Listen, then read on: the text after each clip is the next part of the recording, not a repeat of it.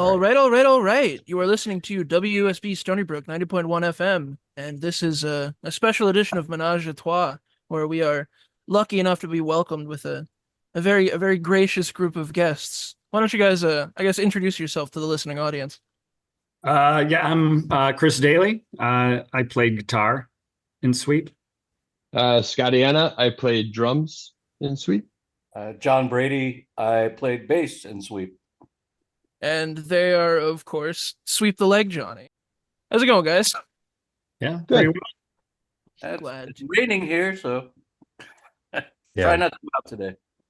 Good excuse to stay inside and do this, I suppose. Yep. Yeah. First question, I mean, this is maybe something you guys have like gotten in the past, but Sweep the Leg Johnny, that's a quote from the Karate Kid. Do you guys have like any attachment to that movie, like collectively? Or like where did that name come from? Or why did you that one, gravitate towards Chris? that name? Yeah, it came from when Steve and I were still at Notre Dame, and we were just coming up with bad band names. And one of our friends, he came up with that, and we kind of laughed about it. And then when we were trying to stick with the name, that one kept on popping up, and it ended up all four of us, like, we all liked the 80s bad movies. And so in a way, yeah, it did stick, and it stuck with all four of us. Yeah, I mean, it's a silly name, and for the most part, a lot of people they didn't really get it when we would say it. We'd have to explain it because at the end of the day, it wasn't even a line from the movie. It was two lines cut together. So Yeah. Oh, yeah. I fully forgot about that, so you're better than that at me on this. That's a good point. I guess for the other of you two, since you both joined at different times in the band, what was your initial reaction upon first hearing about a band with a name like that? Well, I'd known Chris and Steve before I joined the band, and I knew them when their band was called Victoria's Real Secret, so it was a change for the better. it all comes out now. It's all coming out now. I don't recall I think the band I was playing in at the time was called Sweet Car, and that wasn't a whole lot better, so it fit. I don't recall my reaction. I met the guys the first time. I was on tour with another band, and we played a show with Sweep in a basement in Atlanta. 385 Robinson Street. I don't even remember the address. I just remember that. And the first thing I thought was, oh, these guys are from Chicago. This is going to be good, because a lot of the bands I was listening to at the time were from Chicago, and yeah, they didn't disappoint. They blew me away, and we became friends that night. Ended up touring together later, the two bands, and then I moved to Chicago and later joined the band, and that was wholly based on being impressed so much by what they were doing before I joined the band. But as far as the name, yeah, I don't remember like any specific thoughts on it in particular. So. Thankfully you were better at, I guess, composing music than naming bands. Yeah, there we go. Yeah. I guess that's the thing to put in that. I want to ask the three of you this, because obviously you've all been in the industry, you've all toured and have been in multiple bands. But I guess with Chris specifically, because you have been in the band from the beginning with Steve, what were some of your motivations at the beginning of your career for wanting to like join a band or become a musician? Yeah, that's a good question, because for me, that's what motivated me to play music. Was one, you get to meet great people. If you get into the right situation with the right people, you end up meeting a lot of good friends. And initially I was 18 years old wanting to play in a rock band, but then it came out like I could travel the world. Like, all I wanted to do was travel the world. And so that was my main motivation all the way, up until, John and Scotty were both in the band and we hadn't been to Europe yet. And like we had already toured the United States, what, guys, like 3-4 times over at least, you know, Mhm. and like it was that moment, like that first trip to Europe, where it was like, yeah, this is why I wanted to play music, because then you get to play music in cities where you never even thought you would visit ever in your life. And there's, 50 high school kids that don't speak a lick of English pretending like they know your lyrics and they love it, and like to be in that situation, it's really hard to explain, but it's like when you go to that show and you're playing in front of those people, they're like, yeah, this is why I'm doing it. We never did it for the record sales or being popular, like because our type of music just really didn't mesh with radio or massive crowds. Record sales were just there to test money in the van to get us to the next show more than anything else. So. Yeah. I have to imagine that sort of, I guess you mentioned that sort of like innate desire to travel is what led to the, for lack of a better word, like absurd touring schedule that you guys had. Right. Yeah. I showed both John and Scotty this. I still have pretty much all of our itineraries, from our tours on that we wrote, and again, pre-internet. So we wrote it on, on notebook paper, and then we wrote down each show, and then who did we meet? We wrote phone numbers down. And yeah, some of our first tours, what we would do, man, 2.5 months of touring, and and we'd only have 3 or 4 days off. Yeah, the longest tour I recall with the band was 68 shows in 69 days. I don't remember where the day off was, but it was probably on a really, really long 20-something hour long drive. So right. Or Saturday night in New York City, yeah, because our show was canceled. Jesus, And we didn't make any money on the road, so we'd all work 2 or 3 jobs when we got home, so we could afford to pay rent, so we could go back on tour for another 2-3 months. Mm-hmm. What were the logistics of touring that extensively like around that time? Oh man, I mean, like Scotty just said, we'd all have like jobs, sometimes temporary jobs, but most of the jobs were good with letting us leave. Sometimes if they're not, I would just quit the job and then find another job when I got home. Yeah, I mean, man, that's crazy because we had someone booking our shows. They come up with the itinerary, and we'd pack a backpack, and then like out the door we went. I can't really remember. And as far as logistics, we'd have a road atlas bought from a truck stop, to get from point A to point B, because we didn't have cell phones, Google Maps, and then and then we always had a copy of, it was called Book Your Own Effing Life. I'm not going to swear. But because, some kid would here's a perfect example. A kid books a show in his mom's basement in, where was that? Florida, Pensacola, Orlando. As you remember these specific places. Yeah. Mom came home early, and so no more party, no more house show. And so you grab your copy of Book Your Own Life, and you find somebody in wherever town you're in who's having a show or who books shows, and you call them. And I mean, there was one example where that happened in Florida, and we ended up calling a kid, and he had double booked the show, and we ended up playing with Jawbox at a place called, what was that, Sluggos? Yeah. It just got thrown on the bill last minute, but it was like probably one of my favorite shows that we ever played. Oh yeah, that was awesome. And we had been writing Jawbox. We used to write postcards to people like that. We used to write postcards to record labels and people that put on shows. Like while we were touring, we'd just grab random postcards in cities and actually send snail mail to bands that we liked and people that book shows and anything, just to let them know that we were out there. Because the first tour we did on a 7-inch, so you're selling those for $3. We were screen printing our own shirts and hoodies that we would buy at thrift stores, and we'd sell those, but everything was, about as DIY as you can get. It really, really sounds like it. Yeah. I guess while we're still on the topic of touring, what would you say are the real differences between touring America compared to touring Europe? Since I imagine you've done both pretty extensively. You eat better in Europe. Yeah, they It treat doesn't you. surprise me. They tend to treat you better in Europe, and we got so used to touring in the U.S. just finding our own place to stay, like always paying for our own meals, and I mean it was jaw dropping when we would go to like the first time we went to Europe, and it was.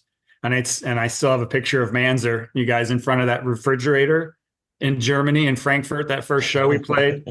Like they're like, okay, this is your green room, and you have drinks in that refrigerator. And our roadie at the time, Scott Manzer, he opened the refrigerator and it was just full of liters of beer, just like full beers. And they said, when that runs out, tell the bartender and we'll refill the refrigerator. That's awesome. And, I mean, even that, I mean, we just the free beer. We're like, what? This is amazing. And then they're like, okay, and here's dinner. We're going to sit down with the people who put the show on and who the sound guys. We're all going to eat a meal together that was cooked in the kitchen that the venue was in. It was definitely a different experience. Good. They're both good. But I think we all agree that touring in Europe is better than touring in the US. There's another, especially at that level. I don't remember what city it was in Germany, but they had a chef to prepare dinner for us. It was a huge club of like, maybe 1,000 capacity or something. And maybe 150 showed up to see us play. That's, I'm sorry to interrupt, John. That's Star Club in Dresden. That's okay. Yeah. And so they made us this dinner, and huge club where not many people showed up. They paid us really well and put us up in a 5-star hotel that night. And we're just like, how do you even pay for this? And we're like, oh, it's government subsidized. We're like, okay, wow. Yeah. So I'm it's going to be, you guys keep talking, but look at right here is the actual poster from that show. Wow. Nice. Wow. Yeah. Wow. Yeah.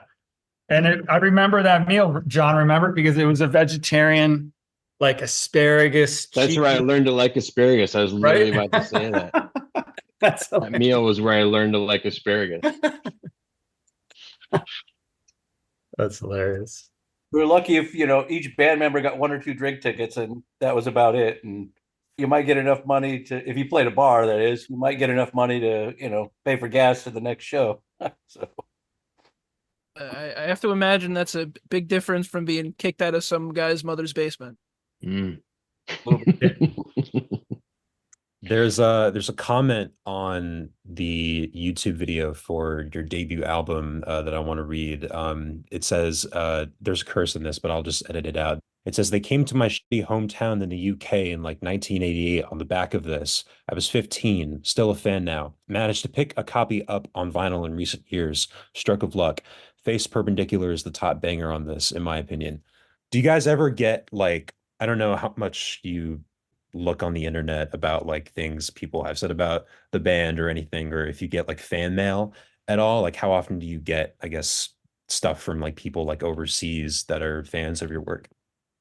I mean, I personally, nothing really new. Like I said, we always really made connections with the people that set the shows up and were at the shows, because what Scotty was saying, and John said this as well, we never had the huge crowds, but the people that came to our shows, we really always tried to make connections with, and we ended up staying pretty good friends with a lot of them.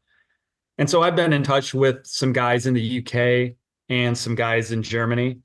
But again, we never really got fan mail, anything like that. Yeah. there was a review in a London newspaper to promote our show, and it talked about what our fan base must look like. And it said, comprised of portly blokes who live in their parents' basement and have a lot of records but no friends. And That's it. You think that was accurate? At large, yeah. Wasn't too I far mean, off. yeah. Then we didn't really want to admit it, but then we all looked at each other like, I guess that's right. There is a specific quote I was going to mention a bit later, but I guess since it ties into this, it's a good point to bring up. There is a specific insert, and I believe the vinyl release of Staccato, where you put down, "You just got your asses whooped by a bunch of goddamn nerds." Is that accurate to, I guess, the way you saw yourself and the people that enjoyed you? Well, that's also goes back to another bad 80s film reference. That's a line from Revenge of the Nerds. And it just, more than anything else, it was, fitting for the band, but it was also fitting for just our sense of humor. Yeah. The tracks. Anyway, I guess we should probably get on to discussing the actual music you guys put out. So, I guess starting with your early stuff.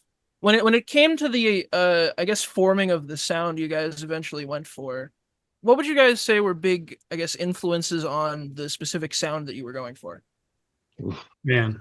I think a lot of it was we all kind of had, and this continued on as we grew as a band and as our records progressed, but we all had very kind of broad tastes in music and different tastes in music. And I think all of us had ourselves broad tastes.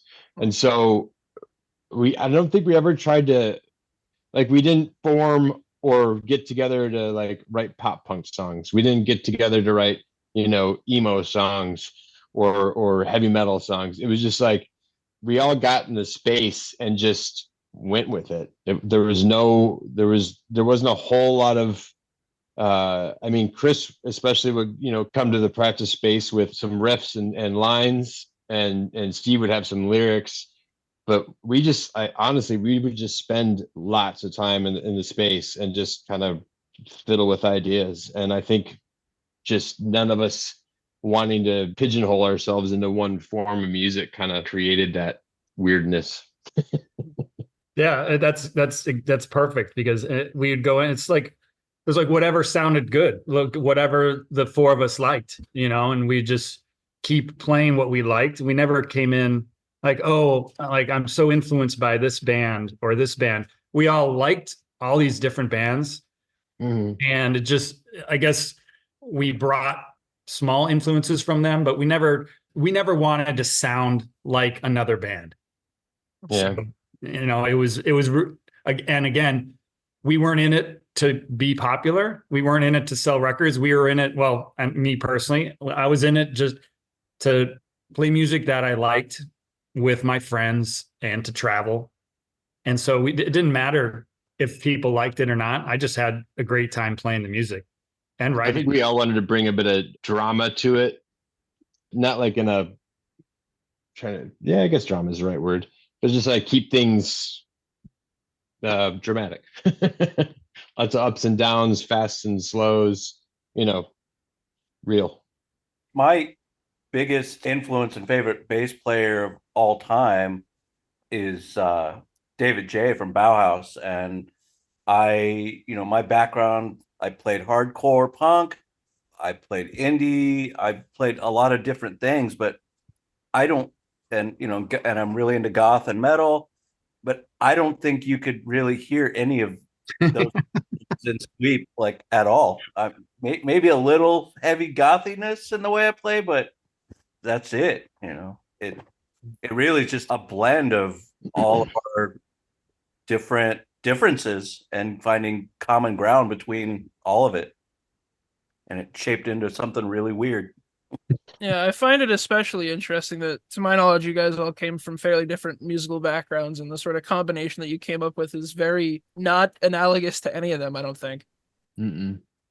Right. Correct. Yeah. I mean, I was very, I don't want to say mainstream growing up, but like I was all classic rock. I didn't really get into any, what do you say, indie rock or any type of music other than what was on the radio until I got to college, and by then I had already started playing guitar. So like I learned how to play guitar by learning like every Led Zeppelin song.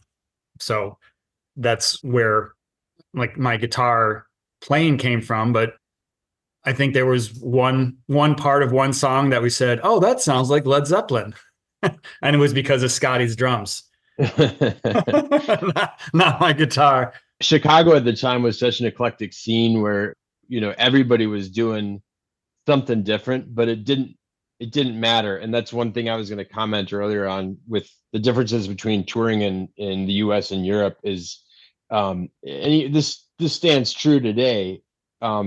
Europeans generally listen to a broader spectrum of music. They're a bit more open to suggestion and a little bit more open to something new and a little bit different than, I only listen to heavy metal.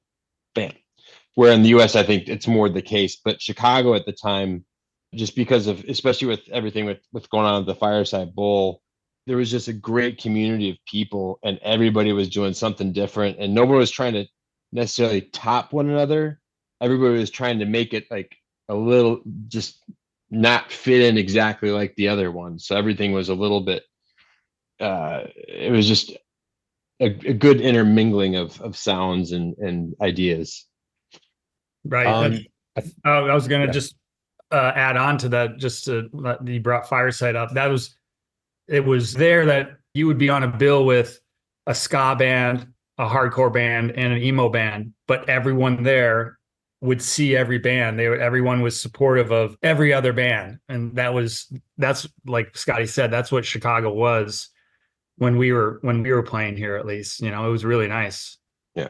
I was having a conversation about this kind of topic recently with a friend here in Tijuana, that having a space like a Fireside, a community space where people regularly see each other and hang out, and it's not just, oh, I'm going to see this band tonight, or maybe there's a show coming up in a week or whatever. It's really important to creating and fostering a music scene and bands like pushing outside of their boundaries and each other, maybe having a friendly competition, so. Mm-hmm. I want to ask something about genre labels, because you guys, there's a lot of things that are thrown around that I guess that you're labeled as like math rock or post-hardcore, or be it post-rock or jazz rock or indie rock or etc. What has been your relationship with genre tags like over the course of your time in Sweep? Like, were these things that you heard that they're levied at you? Like, did you reject them? What was your relationship with it? Well, I loved every single one because it was all different. They were trying, I enjoyed it, like, okay, what are they going to think? What are they going to label this as, and this, because we got so many tags and so many labels because people were trying so hard to figure out, not a lot of people, but the people that were trying, what we sounded like. And what we just were talking about it. We didn't sound like a lot of bands. We just, did our own thing. So people had to keep on trying, sometimes successfully. Like everyone, we were math rock. We were jazz core, whatever that is. Post rock. What is that? It's just rock and roll after what, like, we were playing rock and roll after rock and roll. I mean, I guess, every single one was post-hardcore, jazz, punk, math rock. Exactly. It was fun to get to a different city and see the local, handle or local flyer and see what that city or that particular promoter decided to tag us.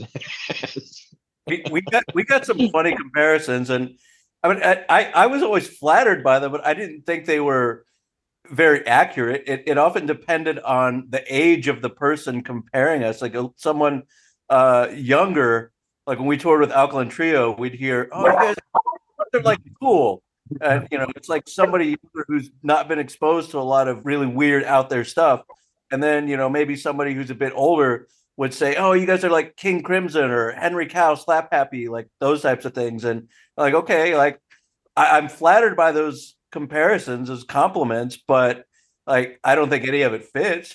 So it's really interesting perspective to hold on that kind of thing, because I think a lot of the times when it comes to acts that are sometimes hard to pin down, they feel like being described as a certain genre sort of like pigeonholes them in expectations, whereas you guys seem to just kind of like take it on the chin. Everything. Yeah, that tracks. Yeah. I guess since you brought it up, what do you guys think is like the weirdest comparison to another band you've ever received? Yeah. Or no. I think King Crimson's a little bit. Oh yeah, so We got that's that a lot. we got that a lot, and and they're like, "Oh man, your guitar playing sounds a lot like King Crimson." Like, and to be honest, and people are gonna kill me. I've probably heard probably 2 King Crimson songs in my life, Yeah. and I liked them, but I'm like, yeah, I don't really hear it, but okay. And you know what? And then we get, just because we're from the Midwest, I guess. So a lot of times in Europe, they're like, "Ooh, they sound like Slint." We got Slint a lot. Jesus Lizard. Jesus Lizard, just because we were from Chicago. Yeah, Sonic Youth meets Led Zeppelin. I'll take that. I'll take that all day. I'll take any of them, but I think King Crimson, because that one we would hear a lot, and it was like, I don't know if any of us really listened to King Crimson. Okay, yeah, check this out. I'm looking at that poster right now, and they have from NME, from that zine or the magazine NME. It says "Sweep the Leg Johnny, John Coltrane, Captain Beefheart, Slint, Noise." There you go. Perfect. Yeah. And I was like, okay, sure. Let's go with that. Don't see the comparison like at all. Yeah. It's very, very interesting. Yeah. I guess this will just lead on to, since I think Scott mentioned earlier. Overall, what was your, I guess, like, place in the Chicago scene, and how do you think that evolved throughout your guys' career? I mean, we were in that Fireside scene and like Empty Bottle and Lounge Acts when that was still around. Even, we were firmly planted. We weren't leaders of the industry by any means, but like, we were at all those places a lot. We played the places a lot. We did well at those places, especially like Empty Bottle and Lounge Acts. And our place on the billing would, went up as time went by, obviously. But we were firmly planted in Chicago, but we liked to be on the road as much as we could.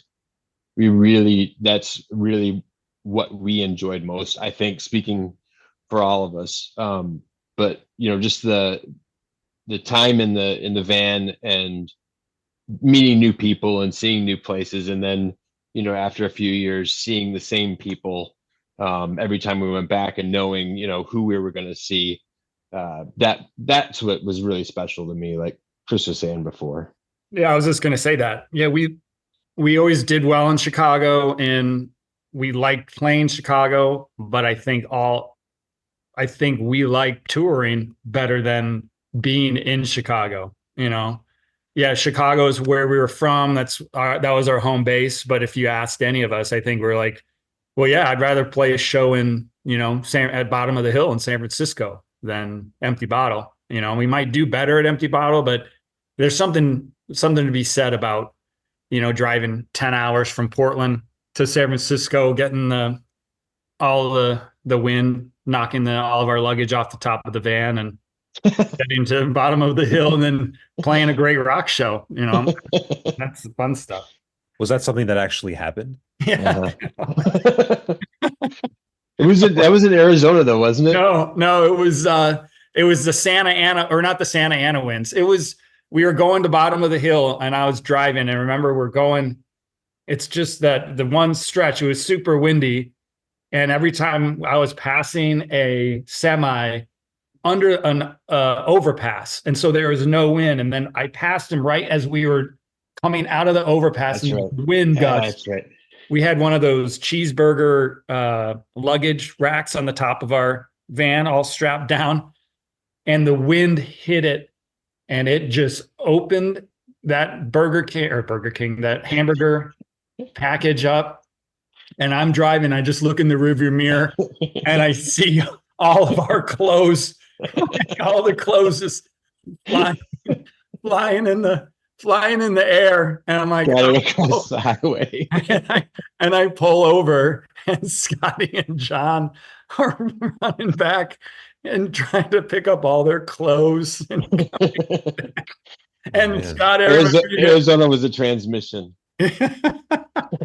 oh my gosh, that was funny. And I got lucky because that was the one morning I put my bag inside the van and not up top. Oh man.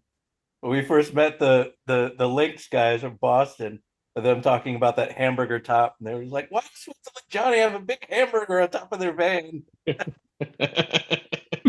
Oh, I thought that was like a metaphor of some kind. You mean it was literally a hamburger? No, No. it's just like we called it like it's like what like a Big Mac comes in, like the little styrofoam. Oh, okay, like a clam. It turtle just tops. looked like that. So it was, it literally would just open up like a Big Mac container. Okay. We finally did get to bottom of the hill in San Francisco, and like they were going, like Scotty and John and Steve were going through all their like what they had left in clothes. But then we had to play a show, at bottom of the hill, and we loved that venue, and we forgot about the fact that we lost, half our clothes, and played a great show because that's what we did. A little bit closer to Chicago, and we played there often because it was close enough, was Iowa City. Oh yeah. We played a lot of shows there at a place called Gabe's Oasis, and the shows were always really good, but the best part of those was the all-night party that we'd have with the people from there afterward. That's almost more memorable than the shows themselves. So This is a bit more of like a trivial question, but your debut album 4/9/21/30, is there like a significance to those numbers? Yeah. Good. Well, if you look, I have it, and it's hanging up. I got the vinyl over here. Yeah, so do I. So Steve was looking through, encyclopedia just to like for clip art or whatever. And it was 1967 or 68 royal family. That's the silhouette that Scotty has right there. It's the silhouette of the royal family. So that's how they would identify the royal family. And then each number was like they would say, this is blah, blah, blah, blah. And so what we did, we found people in the silhouettes that kind of looked like us. So number 4, that looks like Steve. 21, that's me with that, like a little baby afro, but then if you look where Scotty is, where is it? I was 21. No, then remember the little Easter egg that we have in there? Yeah, I was 21. Yeah, so right. I know it's on the bottom. Here. So There's one one you letter. can see that. There it is. 2 letters. 40 ounce. Wow. So the time we were drinking a lot of 40 ounces. They're 99 cents at the store down the street. So That's really cool. Jesus, Yeah. how lucky. Yeah. I guess since we're now on the topic of your debut album, how was Divot as a label? How'd working with them work out? Yeah, really well. Like they were peers of ours and friends of ours. So it was, still are. Yeah, still are. Yeah. And I just talked to Fred 2 days ago. So they were very supportive. They are the ones, they put out our the first 7-inch as well. And they ended up being really supportive, like just because again, we toured so much and they loved it because that's how we sold more records on the road than we ever did, for distribution sites or record stores. So yeah, they were, very supportive. I guess leading into that, how did it feel leaving them for Southern, particularly shortly after then? Well, one of the guys that ran Divot worked for Southern, so he kind of like helped us get on Southern, and they wanted us to get to a bigger label. They were happy for us, and because they knew how much work we put in, they were like, "Yeah, guys, get into a label that will more international." And again, for me, I was like, "Oh, Southern, it's like international. It's based out of London as well, so Yeah, we're gonna be able to go get to the UK." That explains a good bit, actually. Yeah.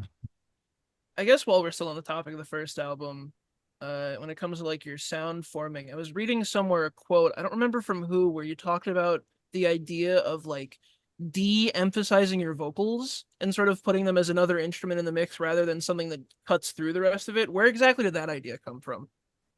Well, I think, it came from the fact that we never wanted one instrument or one part of the song to be like emphasized. If you know, it's like we never have guitar solos. There's never sax solo, bass solo, drum solo. It's like we wanted to write a song, and the vocals were part of the song. It's not the song.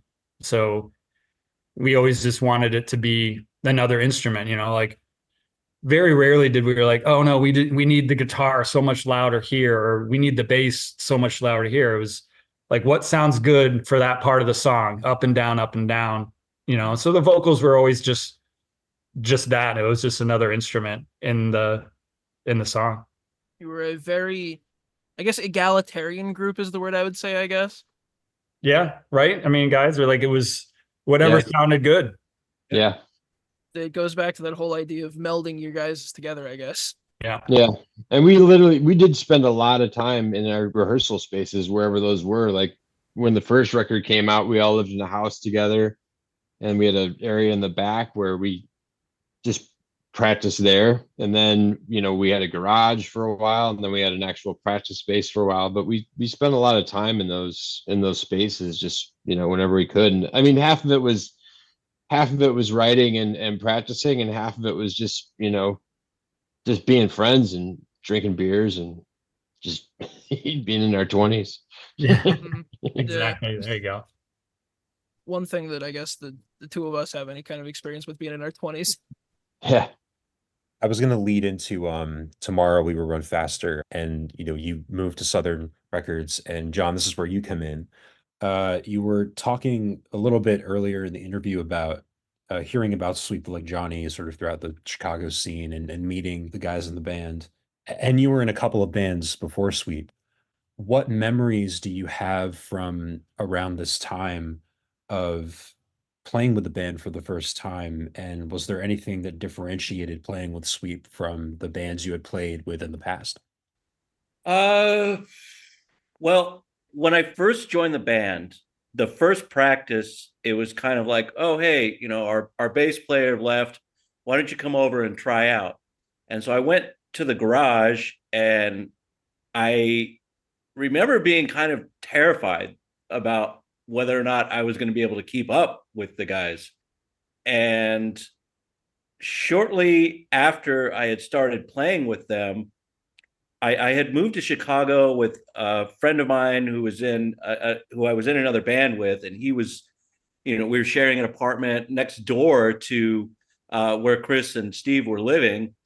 And my friend Ian, he came over to their house one day with me, and we were all hanging out.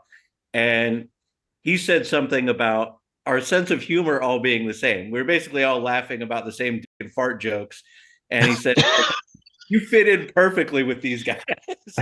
I said, be okay.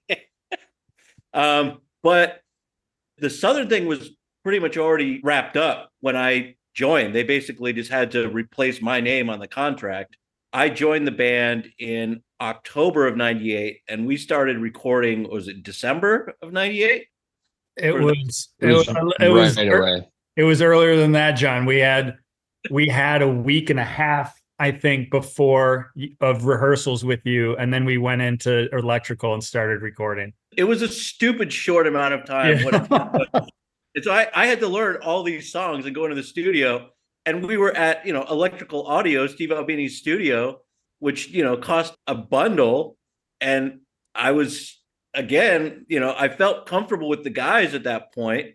But I was terrified about screwing everything up because I really hadn't had much time to learn the material. Yeah, we didn't have the luxury of going in the studio and writing and practicing, like, because of budgets. So when we went in the studio, it had to be, all right, let's bang this out. We got a couple of days to get this done. Not we got a 6-week period to work on it. I guess what was the songwriting process, I guess, for like that album in particular, since you said you had so little time for recording it?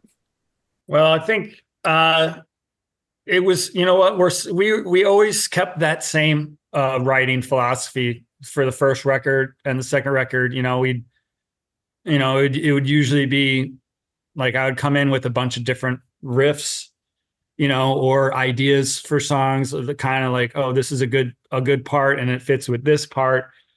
We'd start just writing. Scotty would like lay a beat down.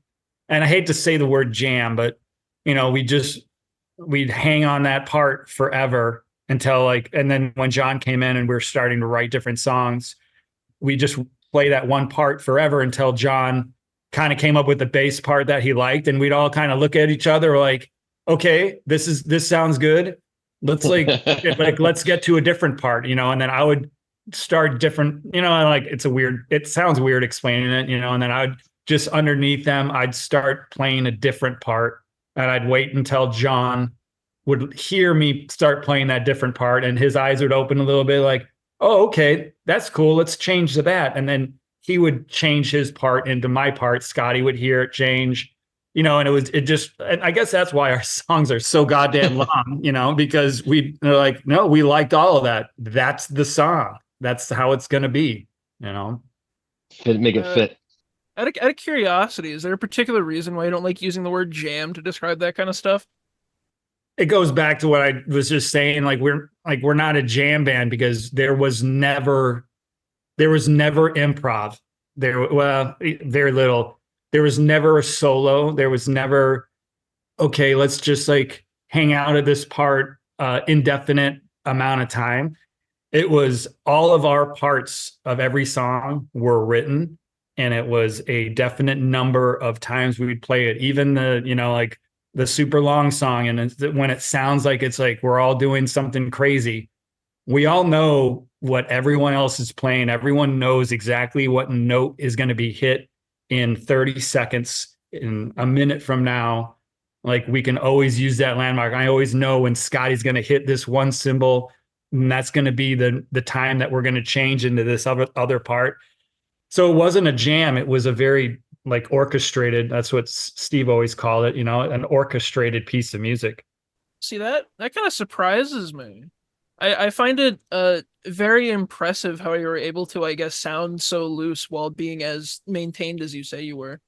Constructed chaos. Yeah, right. I guess that's where the King Crimson comparison comes from. Yeah, and you know what? Again, someone could teach me. Was King Crimson, were they more jammy, or was everything completely written? To my knowledge, they were a very intentionally constructed band. Okay, so there we are. We are King Crimson. I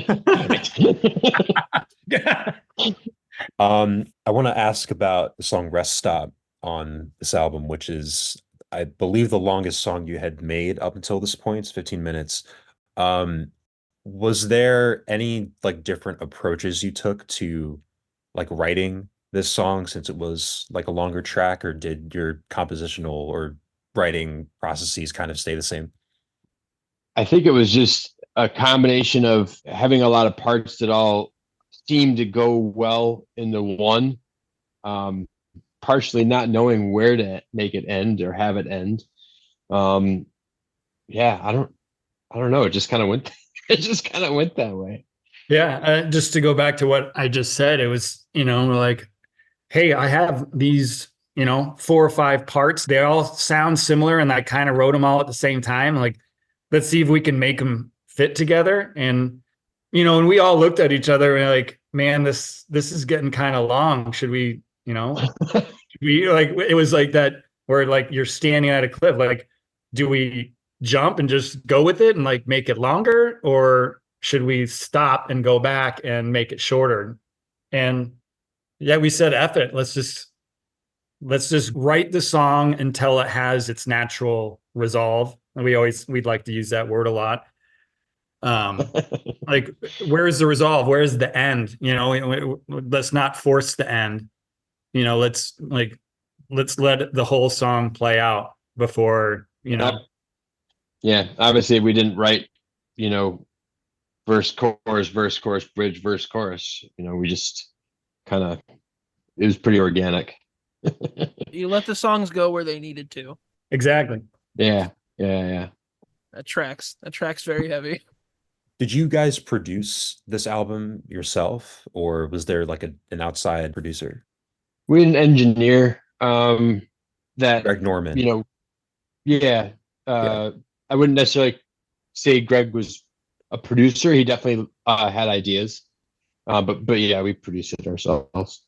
Yeah, what Scotty was saying earlier, it wasn't like a lot of the stories you hear where a band comes in with the producer and they live in the studio and like they show up, have a cup of coffee, like talk about a song for a day and like, okay, let's start maybe recording like tomorrow. Like we had to go in there hyper focused. We had 2 days for tracking. We had 2 days for mixing. That was it, like 4 or 5 days. That's like tops, I think we ever were in a studio. It was On all of the albums. Yeah, almost every album. Yeah, it's crazy. I mean, and I guess I don't know if I liked it. I never really liked the studio again because we always talk about we liked touring, we liked live music, we liked how our music came across live, and it was very hard to approach that intensity in a very sterile environment. That's coming from me. I don't know if the other guys agree with me, but it was very. No, 100%. Yeah, I think it's hard to when you have the headphones on and you're in a different room and you're trying to play this 15, 17-minute song and like trying to get that energy going. And it's hard, but and I guess that's why let's get in and out in the studio, record what we got, and then let's go on tour again. Yeah. Listening to your stuff, it begs to be heard live, I feel like. Like I've seen your live videos and the energy is just like completely off the charts. It's fantastic. I'm trying to think of like a nice, not necessarily, I'm trying to think of like a nice way to phrase this, but did you guys see the albums as kind of like a formality to have stuff to perform live or something similar to that? Yeah. I mean, honestly, the studios were very second thought, if even second. It was all, like Chris said, the sterile environment. You can't capture what we wanted to capture on a record, I don't think. I do have one last question about the second release. The cover image, it's a picture, it's like a Nat Geo picture of like a man in a hurricane, right? Yeah. Uh-huh. I can infer what the intention behind that was, but I guess can you guys explain to me what you were going for when you picked that picture out in particular? Well, and there's a good story around that picture as well. Yeah. Mm-hmm. So again, it was Steve just looking through random, not encyclopedia this time. It was some, scientific. His mom had a bunch of National Geographic she was getting rid of, wasn't it? Yeah, I think it was National Geographic, and he found that image, and we were like, yeah, that's cool. Let's like kind of mess with it. And then if you see, it's like it's Tomorrow Will Run Faster is like one of the last lines in The Great Gatsby. Mm-hmm. And that always like spoke true to us, like we always like, yeah, we're gonna tour more, we're gonna write more, we're gonna do more tomorrow than like we did today. So that was a good, I guess, mantra to have. But the funny story about that image, again, when we pick out an image, it's because we like it and it's cool. We never really we weren't really too symbolic with any of our images and whatnot. It was always because we're friends and like, oh, that's cool. Let's put a little like that 40-ounce thing. Let's put a little funny thing in there. But the story about that record is, and it's even weirder because John knew the guys from San Diego. There's a band called Klickitat Ikatawi. Oh yeah, I was gonna mention that they use the exact same image. But the records came out within a week of each other. I was unaware of that. And we had we didn't know they were putting out a record. They didn't know we were putting out a record. And all of a sudden these two records come out with the exact same. And so there was like, people were talking in San Diego, like, there's going to be a turf war, like San Diego, Chicago. It was. I was out on tour with. I was just out on tour, just kind of hanging out and helping with. I was out with it was Blue Meanie's Alkaline Trio and ME330, and we had just played New Orleans during Mardi Gras, and we were coming up, and we were in Fayetteville, Arkansas, and there used to be a place there called Clunk Records that did shows, but it was also a record store. So we pull into Clunk Records. I walk in and just kind of start taking a look around, what he had displayed for the new vinyl releases, and I see our album cover in the record store, but it didn't have. You see, ours has like the pressed letters. Mhm. It looks like it's embossed almost. This one didn't, and so I borrowed. I think Skiba was the only one that had a cell phone in the group of us at the time. There was like a couple floating around, so I borrowed Skiba's cell phone, and I call Chris and Steve and say, "Hey, is the artwork done, pressed? Like, is it pushed through already?" Because Clickatat just released the exact same artwork on their new album, and I'm staring at it in Fayetteville, Arkansas. It was more than that. I knew the guys. I had lived with several of the guys that they practiced in my dining room, and everyone blamed me and said I had something to do with it. I did this on purpose. And I'm like, and I didn't find the image. I didn't, Steve brought it, and I was like, great, let's use it. Like, I had nothing to do with it as far as like, or having any foreknowledge that Klikatatikatawi was going to use the same image. Yeah, exact same image. I guess serendipitous is the word of the day for this. Yeah. Crazy. I was aware of the connection. I was not aware that it went that deep. Yeah. Anyway, I guess moving on, I suppose. To Stoccazo. Yeah. Why Stoccazo, I guess? I mean, is it like one of those like inside kind of jokes, just like Not allowed to swear.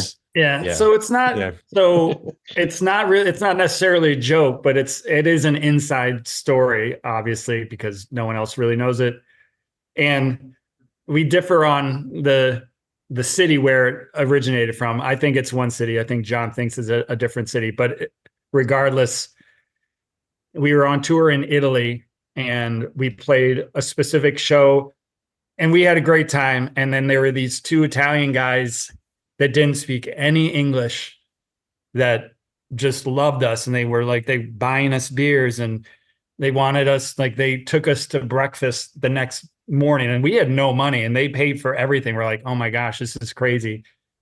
And they took us to like we were on a big lake and there was like the mountains, these crazy looking mountains. And they're like, Stoccazo.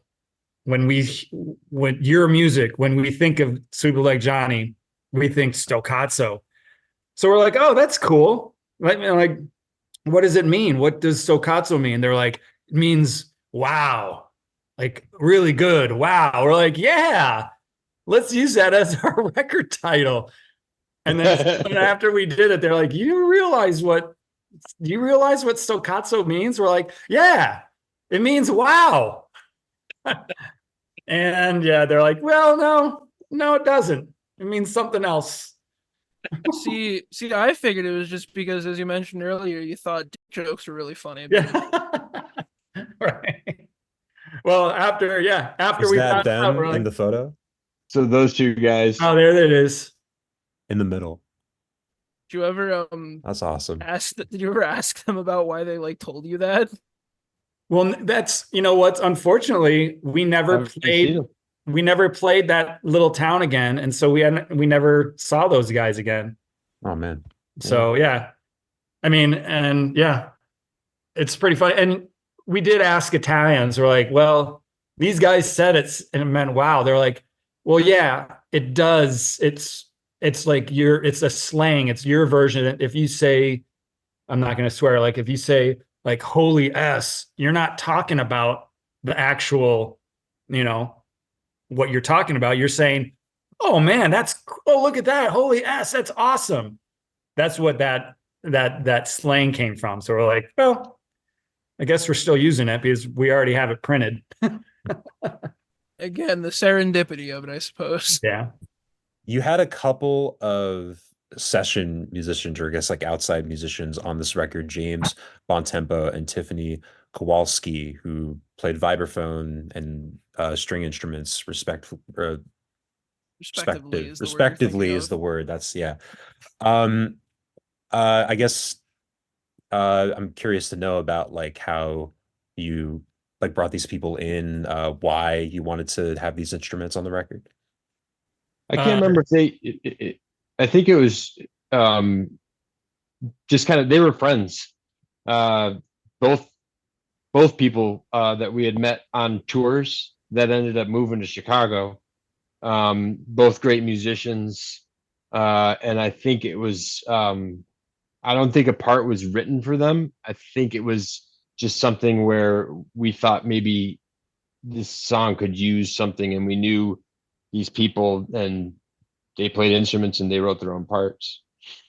Yeah, right. And it was very, I guess Stoccato was, I guess, the longest album that we spent recording, because it was with our friend Mike Lust, who we laid the basic tracks down in a studio, or whatever you want to call it. Put it in my apartment. Yeah, I know. Yeah. John's apartment. We wrote it in, like, we laid the basic tracks there, and then we had time to, let's have Tiffany come in next week and let's have her put cello and violin down. And then Mike Lust had James Bontempo, like, he went to his apartment and recorded his parts there. And then Mike Lust, he wrote some parts on the synth that he ended up putting on there. Like, I guess it was just like, hey, let's just like make this record one that we actually like worked on the most, and like, let's, have cool sounds in it. But with no real actual studio time, if I remember right. Like, Right. no actual recording studio. It was all apartments and bathrooms and kitchens and Yep. Mike's house, which was my old apartment. Right. There was an interview that Steve gave in early 2001 where he was asked about if Stoccato was an attempt to capture the power of your live shows.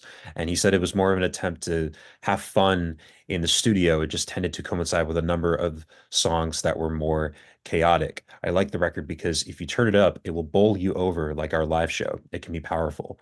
And I'm wondering if you guys sort of feel the same way about this album being like more of an attempt to like kind of have fun in the studio, because you talked a little bit before about how the studio environment you felt was kind of like stale. Mm-hmm. Right. Yeah, no, I mean, that was pretty much exactly it. We're like, we didn't like the studio. Let's not do a big electro audio with, a huge room and, a huge board, and like having to go in and out of the control room, and like listening to hours and hours of, drum sounds. No offense, Scotty. Sure. And like we all said earlier, we always, like, it was like finding the Holy Grail, trying to make a recorded piece of music sound like a live piece of music. And so every album that we did, we tried to do that. And I think this Stoccato was the closest one that we got to it, because we're like, let's just like do a lot of things that we didn't do on the first record. Let's put all these other instruments in there. Let's layer the guitar, let's do 3 bass tracks and like just lots of distortion, So yeah, that's pretty much it. The specific, I think there was a specific quote about something about it feels like getting bowed over. I mentioned the ass whooped by a bunch of goddamn nerds thing earlier, but there's 2 other quotes I believe that are on like the Matrix or something of the record that I wanted to ask about the significance of. If you could tell me if they're like quotes from something else or something. I believe the first one is play loudly, smoke a fatty. Where was that one from, Scotty? I don't know. I Play think loudly, smoke a fatty. yeah. That was Steve. You know what? It might even be D-Rock. It might have come from And D-Rock. I mean, that happened a lot in Europe. I'd imagine. And the other quote on it was, "My God, it's full of stars." Yeah. Any There you go. significance to that? Yeah, that's 2001 Oh yeah. Space Odyssey. Yeah, again, yeah, we loved the movies, and yeah. You guys big film buffs? Yeah, well, yeah, Steve had a minor in film at Notre Dame, so like we'd always, and then I worked at a video store as one of my little jobs in Chicago, so I watched a lot of movies. Makes a lot of sense. I do have like one more question about Stoccato. It's about Columbus Day, which is, a very like narrative focused song. And there's an interview, this is the same interview that I was referencing before. Steve was talking about his songwriting, and he said I've always enjoyed my writing, which tends to be mildly poetic as opposed to musically lyrically. So I think there was always a sense of apprehension. My goal became trying to fund placement where the words in my voice could find room to be more natural. That ended up being within the storm of the music, within the barrage. It was comfortable. So I guess like with, Columbus Day being like a very like narrative and thematic song, um, I was wondering like I guess like how you guys would kind of like in the studio, because we talked a little bit before about how the vocals kind of fit into the band as a whole. How did you go about, I guess like did the lyrics kind of affect the like instrumentation at all, or was it just kind of like you said before, just kind of making sure the vocals are in place at the forefront and are just kind of working alongside and within everything else? Yeah, I think what Steve had said, what you just said was, so he always, the lyrics always came last, because when we Okay. were writing, he wanted his the sax, finding the place for the sax, but then he would go back and forth when he would have ideas. Like I said before, like when we would be writing, we just like hang out on a riff, for 20, 25 minutes. And so he would go back, he'd find his sax part, and then he'd start going back and forth with his ideas for vocals, and like he said, he was very apprehensive about, he's like, because he wasn't a singer, he wasn't a vocalist, he was like, he liked his sax better than the vocals. So he always wanted to find the right place for his vocals, the right level, the right words. So yeah, I think in Stoccato, that was his happiest that he had been with his vocals, where they were, how they fit in with the rest of the music. Because I think Stoccato, and I think John and Scotty will agree, is the best record, because that's John's first record that he was writing with us. And we spent the most time on those songs. And it was even, and I never had this before. We toured Europe, and we were still writing Stoccato as we were touring, and we never had that before. And it was definitely the one record that everything kind of just like fit and came together really well. I know that I don't remember exactly at what point it happened in the process of writing Stoccato, but the inspiration for those lyrics, I recall that Steve was reading Howard Zinn's People's History of the United States. Mhm. We're on the road, and he was inspired by that to write to pen the lyrics. And I don't know if he had those in mind for that particular song, or if it was something that he worked out later. He thought, oh, it would fit here. The title and everything for that came later. And I don't know what point, as far as what point we were at in writing that song in particular. but I know it was something that was kind of shaping up, like on the road and around being off and on the road and everything. So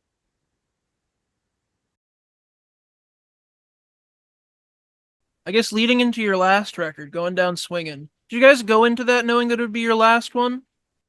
Yeah, I think so. Yeah. Yeah, I think so. And it almost seemed like it ran its natural course, like we were like, okay, because we had enough music for an EP, but it needed to be an LP, Right. so we were like going into the practice space was a different feeling for this record. We're like, it wasn't like, oh, I hate this, or this is like a job, or I don't like this. It just didn't have the same like feeling as all the other records. We still had fun, we were still there as a band and friends, but it had a different feel for sure. Yeah. So I imagine that having an EP's worth of material and needing an LP, that's where the re-recorded versions of the older songs come in on that. Yep. And we also did that because Mitch joined the band for that last record. Yeah. And so when we played live, he added new parts to those, to all the songs, but we're like, you know what? It'd be good to re-record those songs with his parts, just because it makes the song, it makes those songs a little different. So, since you mentioned Mitch, I guess, why did you decide to, I guess, make him like a full-time member specifically just for that last record and that last couple time of the band? Yeah, it was in New York City when we played with his band, I think. Yeah. Um, But he was San Francisco based. Yeah. We met out there. Yeah, it was a show in New York for sure. We played with them, with Rumasaki. and so I think it was just like, I think at the end of the day, it was like, oh, maybe we'll add like a little spark, it might like give us a whole new worldview of the band, and we're going to get excited about it again. And we're going to write like 10 more records, and it's going to be great. And, like it was definitely a different vibe, but I think it was, I don't know. It's weird. It's hard to explain, because I think at that point, even before he joined the band, I think we all realized, we're like, yeah, I think like, because we were thinking, okay, we got one more record on Southern, what are we going to do after that? Like, I think we might be getting like, after that, I think we're done. Right. Mhm. And then Steve was like, well, no, let's keep going. Let's like add another member, and we're going to like get revitalized, and it's going to be great. So, and it did for a little while. Then we're like, yeah, let's end it. And I guess alongside those re-recordings, there's also the cover. You mentioned working with Mike Lust earlier, and I believe he engineered this one too. Is there any particular, I guess, relationship that you guys have with Transit Must Suffer by Lester King that you decided to cover it, or is that just like a spur of the moment kind of thing? No, I think it was just a great song. yeah, we love that song. Because we toured with Lester King in the beginning extensively, because they were on Southern as well. Like we did one of our long tours with them like every night. And so, yeah. And it was nice and short. So it was nice, easier song to cover.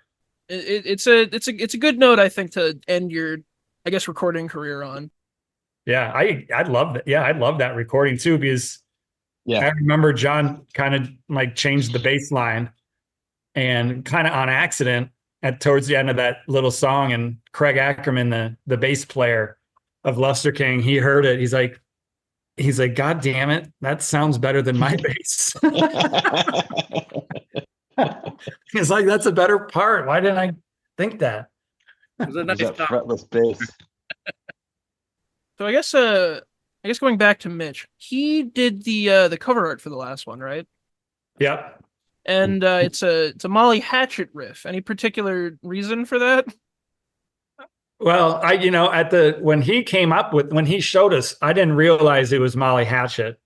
And then he showed me the original. I'm like, well, that's amazing. But the original artwork is Frank Franzetta, who did he did a lot of like Conan the Barbarian, all the old like pulp, like fantasy covers for books. You can just Google him and you'll see all his artwork is pretty amazing. And it's pretty like, I think Mitch got it more from, well, he liked Molly Hatchet, but hopefully he realized it was Frank Franzetta.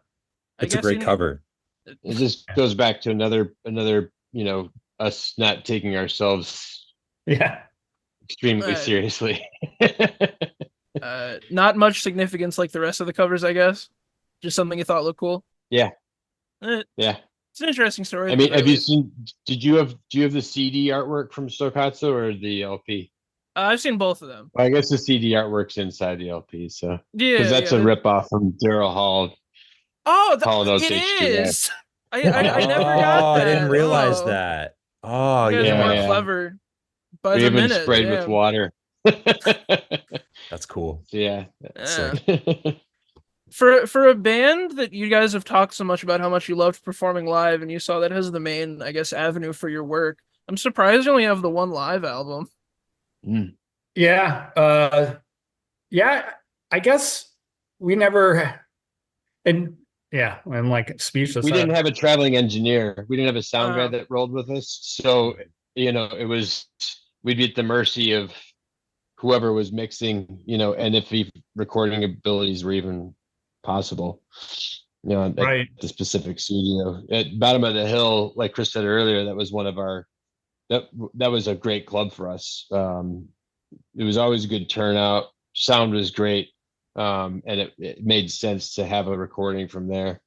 I'm sure there's lots of recordings floating around out there, but again, at the time it wasn't, everybody didn't have a camera and a recording instrument in their pocket. A little different then.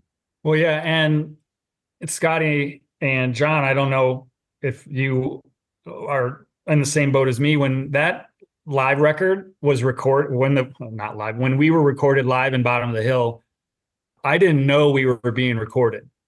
So if I did know we were being recorded, it would have been completely different, because then I would be thinking about it. I'd be all stiff and I'd be like, oh no, nervous. They're recording, and nervous. I didn't know we were recording. So I was doing what I always did live. A lot of times when I'd play live, I'm not worried about hitting all my notes. So it ended up being, I guess, that it does capture our live show the best and better than the recordings. I think I was aware that it was being recorded. I seem to recall the sound guy, asking if it was okay, but it was just kind of, it was more of an afterthought for me. Like when we were playing, like I didn't really, it was like, I thought he was just recording it for his own personal reason or whatever. I didn't think that it was going to be something that we were going to release.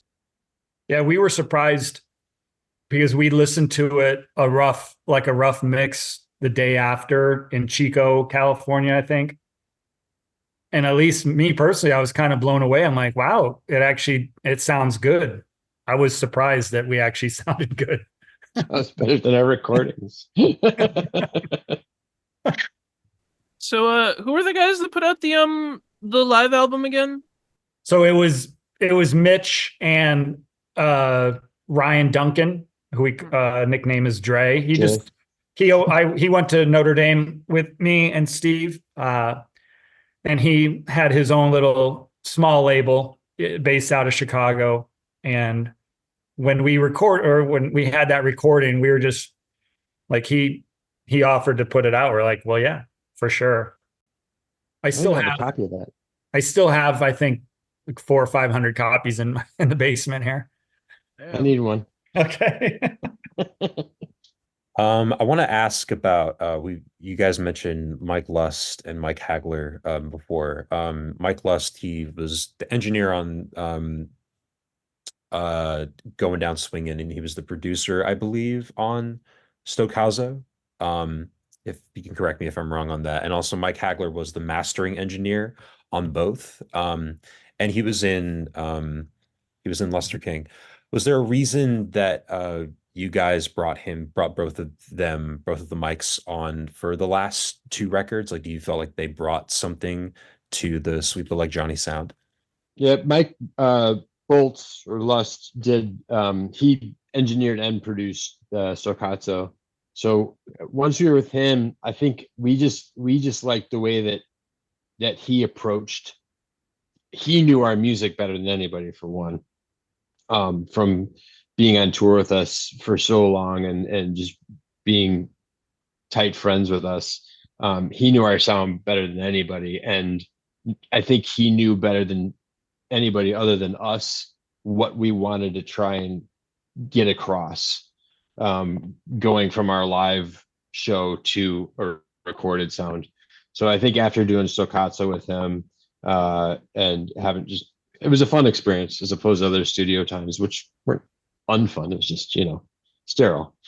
I think going down swinging with him was a kind of a no-brainer, was a given. It was just a lot more relaxed. There was a lot less pressure and more budget friendly. Yeah. So, it definitely, after Staccato, it was like, okay, yeah, let's do it again with Mike. Just was so much easier and more enjoyable all the way around, without having the stress and pressure of going into a bigger, more expensive studio space. And I'm still getting invoices from Southern Records that we owe them. We owe them money. Oh, Actually, I'm not, but I did. No, up and through going down swinging, I was every 6 months I'd get an invoice from Southern Records saying we owe them $26,000. Did you ever actually intend to pay that back? No, Didn't no, think so. yeah, no, They don't exist anymore. So. yeah, they don't exist anymore. yeah. But Don't have to we're- cash that check. Yeah.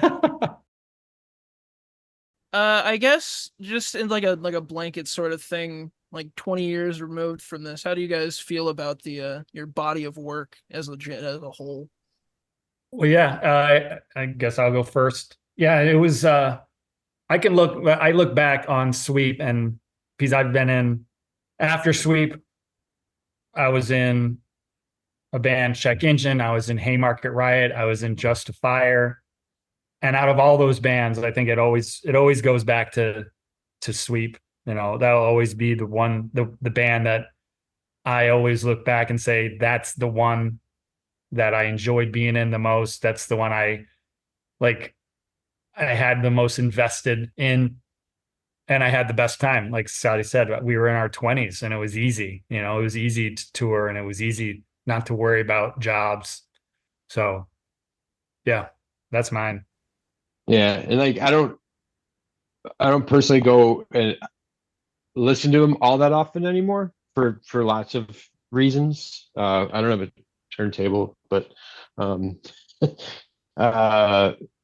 stories are excessive. There's so many good stories from the years that we spent doing Sweep, and some of them are a bit unbelievable sometimes because it was just a different time. But the friendships that we made and the time that we spent together, I think outweighs what we did. What's shows for it now, the CDs or the LPs or the couple of YouTube videos. I think what we have in our heads, and what other people have in their heads, as far as memories, outweighs any of that catalog. I don't know what I really have to add to that. I mean, with respect to what Scott said, it is a lot of crazy, fun, nuts, and interesting, stories, things that transpired and happened. I do wish that the music was more accessible, as far as being out there on streaming services and what have you, but it's more because people ask me all the time for it. Like, not so much because I feel there's any great importance for it to be out there, but I'm constantly hearing from people, how come your music's not on Spotify, or how come it's not, so on and so forth. So Well, trust me, it's easy enough to find outside of there. yeah. Most people like Spotify. Not me. Yeah. I admittedly I use it, but I have a lot of I don't like just a lot of what, happens behind the scenes with the company, and it's very not good. Yeah. Yeah. And skeevy. I use Tidal. Mhm. I've been pretty, Aristocrat.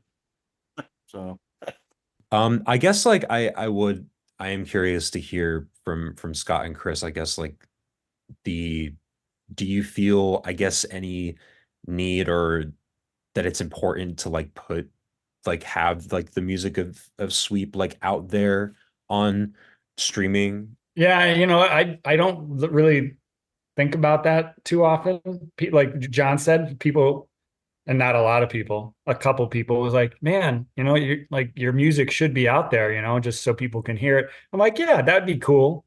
But then I forget about it and I go to work and then I don't think about it. And again, I don't have Spotify. I've never used it. I guess I'm, Neither do I. yeah, I would love to have the music more accessible because I would love more people to listen to the music. I mean, is it keeping me up at night? Not really.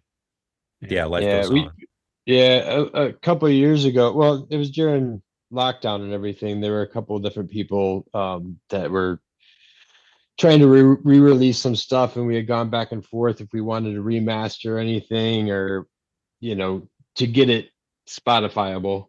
And it didn't pan out, and it's not something I necessarily want to chase after or even have the time to chase after sometimes.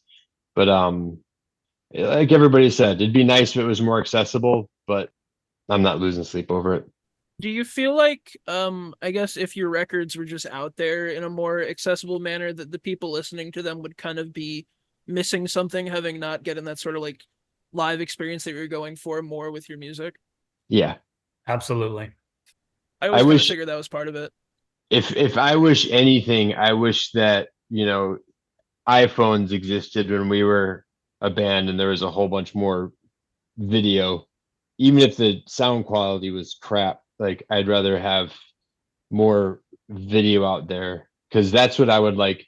If someone that had never seen us, never heard us, came up to me today and asked about, oh, I heard you used to be in such and such a band, that's what I would want to show them. I wouldn't necessarily I'll play in the records, but I would rather show them, what we looked like, what it looked like at a Sweep show, and the energy that was being expelled from the stage and the energy that was being drained from the crowd. It's interesting because I have so many people, told me over the years, like, oh man, the records is so intense, this, that, and the other. And I'm like, well, yeah, sorry you didn't see us live. Yeah. Yeah. Yeah, I feel that. God. Yeah. You guys have any additional things you'd like to bring up that you feel we glossed over? Any last comments that you'd like to make?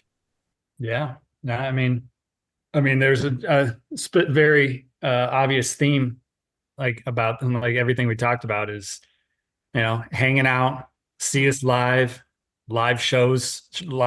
Live shows are better than recordings, but yeah, I loved pretty much every minute of being in Sweep. It was a lot of fun. It's a lot of laughs.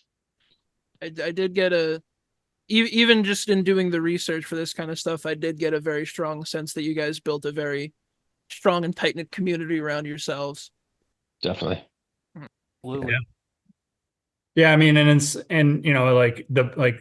always the stories of the band breaking up is always like, oh man, they hate each other. They were fighting and everything. We had our last tour, which is the only tour that we made money on. We each got $600 on our last tour.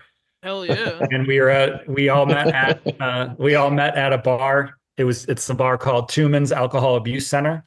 And Steve gave us each $600 and we all looked at each other. We're like, so yeah, I guess that's it, right? We're done. We're like, yeah. We're like, okay, we'll see you tomorrow. And then we met at Fireside the next night and had more beers. But like, it was just like, yeah, we're still friends. That was the first. We were friends first, band second. So that was it seemed very amicable. Yeah. Yeah. We've done a couple interviews before. We've asked this kind of, I guess, like a kind of send-off question. It's kind of a trivial thing of like just asking our guests like what music they're into currently, or like a song that they really like. So I guess like, is there like a song that like each of you are, I guess, really enjoying currently at the moment? Something that kind of like you feel like is like defining, I don't know, your time in, I guess, either like now or your time in Sweep the Leg, Johnny. Okay. Yeah. So I don't really go to see live shows anymore, and I don't really search out music as much as I used to. I have a twin brother that's still playing music, and every now and then he'll send me like, "Oh, you have to listen to this. You have to listen to this." So the one song that like is pretty awesome is it's called 2001, and listen to the lyrics and you'll understand why I like it. It's by Carla Genevieve. I don't know if you guys have ever heard of her, but she's pretty incredible. I've been really into do you guys know the band White Reaper? Yeah. I've heard of them, yeah. Yeah. So They had an album out last year, I think. Yeah, they did release one last year. I started getting into them like 2017, 2018, pre-pandemic. And every time they had come through, I had, other obligations or was out of town or had some excuse not to see them. And then I went and saw them not too long ago. And they held it. They were great. They're a solid, just rock band. And that's what it boils down to. That's what I'm mostly into, is just like, heavy rock stuff. And they're great. And they kind of go, their older stuff was real garagey and jangly and more broken down. And their newer stuff is definitely more produced, but they're still solid rock band. Scotty. And so, I love that. I love that that album from 17. Yeah. The song that I love is the Judy French song. Yeah. That song is a ripper. Yeah. That was so good. awesome. Yeah. I took a number of years off after Sweep where I wasn't playing music, but started playing again. And I still play music. I'm playing with a band currently, and we're releasing an album some point next year. I still go to see live bands pretty often, almost every week. As a matter of fact, I'm going to a show tonight here in Tijuana. I'm constantly looking for and searching out new music. I have a whole list of, I'm looking at my title playlist just for the new songs I added this year. And I have, like 50 songs on there that I think are just great. And I would say if anything that's really stuck with me recently is a song called Phoenix by a band called White Ward. Who are from Ukraine. The song is incredible, but also just their story of having to exist in the Ukraine and, having their practice base blown up in the middle of the war, and they're still chugging along making music, so. But yeah, that album came out last year, and I probably listened to it, hundreds and hundreds of times since. That's a great question to end the interview, because it goes all the way back to the first question. Listen to all those three songs and those three bands, and you'll understand why our music was completely different than anyone else, because we never listen to the same stuff. And it's like, but we all liked when John would like, hey, listen to this crazy stuff. We're like, yeah, that's really good, and so it's all of our influences came together. I think that's Awesome. a perfect note to end this on. So I guess I'll just do this like a bit of a read off. Yeah. This has been Menage a Trois on WSB 90.1 FM. If you've enjoyed this conversation, if you've enjoyed the stuff we've been talking about, I guess just Google "Sweep the Leg Johnny" the band, and you'll find some interesting stuff. Do your research. Do your research, like us, you know. Do your research into any of the bands you like. It's always a good time, even if you don't really have a reason to. You know, it's always good to know about the kind of stuff that you're listening to and get a deeper understanding of that kind of stuff. As I'm sure you guys would agree. Absolutely. 100%. And we will be signing off. Thank you for listening, and have a good whatever time it is for you right now when you're listening. And goodbye. Gentlemen, thank you thanks, so guys. much. I appreciate that. That was Yeah, cool. it was great. Thank you. Yeah. John, Thank you Scotty, so I'll much. talk to you soon. Yeah. See you guys soon. Yes. Peace. Bye. Thank you. Peace.